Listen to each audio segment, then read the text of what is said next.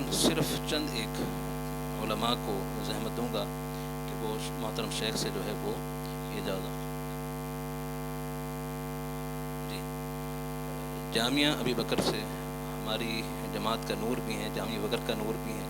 ہماری آنکھوں کی ٹھنڈک ہیں شیخ ابو عبد المجید حفظہ اللہ، وہ بھی یہاں موجود ہیں، وہ شیخ سے اجازت کے لیے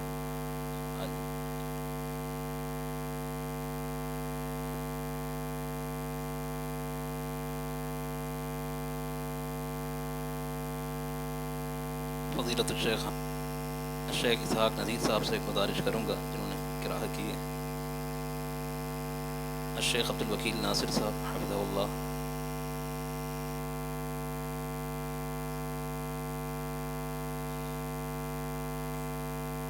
الشیخ فاروق صاحب حفظہ اللہ، الشیخ شریف صاحب حفظہ اللہ،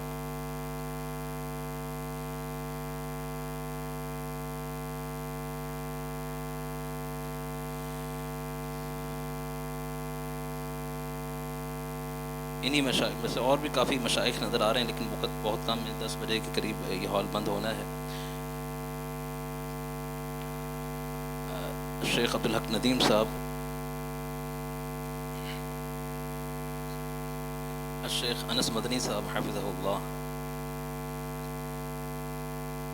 الشیخ افضل سردار صاحب نظر آ رہے ہیں، مجھے لگ رہا ہے شاید انہیں آنے میں مشقت ہوگی۔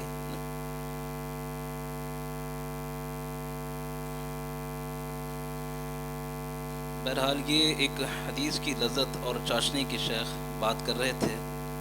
اور معاملہ ایسا ہی ہے لذت کا، چاشنی کا۔ ہم اس چاشنی کو سمیٹ بھی رہے تھے اور دعا گو ہیں کہ یوں ہی سمیٹتے رہیں، اور یہ نہ ختم ہونے والی لذت ہے جو ہر ایک کو نصیب میں نہیں ہوتی۔ بڑے خوش نصیب ہیں وہ لوگ جنہیں یہ لذت، یہ چاشنی نصیب ہوتی ہے۔ جنہیں نصیب ہوتی ہے ان سے پوچھا جائے کہ اس کی قدر کیا ہے، پوچھا جائے سیدنا ابو ہریرہ سے کہ کس طرح وہ اس حدیث کو حاصل کیا کرتے تھے، عبداللہ بن عمر سے کس طرح وہ لکھا کرتے تھے، بکر بن مخلد نے کس طرح حاصل کرنے کے لیے اسفار کیے، امام احمد کو قید میں ڈالا گیا۔ یہ سلسلہ تاحال جاری ہے۔ تمام شرکاء بالخصوص جو ہمارے طلباء ہیں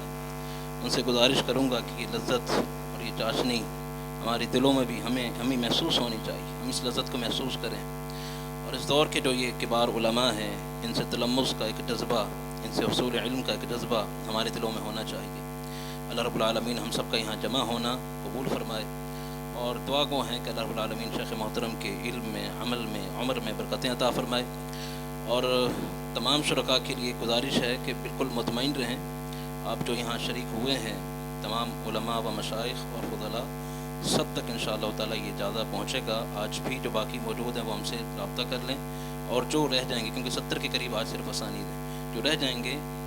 انشاءاللہ تعالیٰ ان تک بعد میں پہنچا دیا جائے گا۔ بارک اللہ فیکم۔